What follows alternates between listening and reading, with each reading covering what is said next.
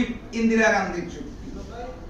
শেখ মুজিব জীবিত থাকতে পারেন নাই কাজকর্ম পরিচালনা করার জন্য। তার কন্যা শেখ হাসিনা ওয়াজেদ আমাদের ফ্যাসিস্ট প্রধানমন্ত্রী এসে তার মরহুম পিতা যে চুক্তি করেছিল তার এক অংশ বাদ দিয়ে দিয়েছে। আমাদের রেলপথ দরকার নাই, সড়ক পথ দরকার নাই, নদী পথ দরকার নাই। বাংলাদেশ ভারতের যেগুলা ব্যবহার করতে পারবে সেগুলার প্রয়োজন নাই।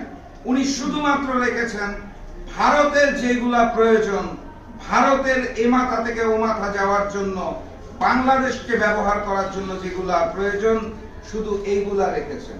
উনি ওনার বাপকেও ছাড়িয়ে গেছেন, মাশাআল্লাহ। আমি শুধু বলতে চাই, যেই দেশের প্রধানমন্ত্রী আসলে ভারতের মুখ্যমন্ত্রী, আরেক দেশে যাওয়ার জন্য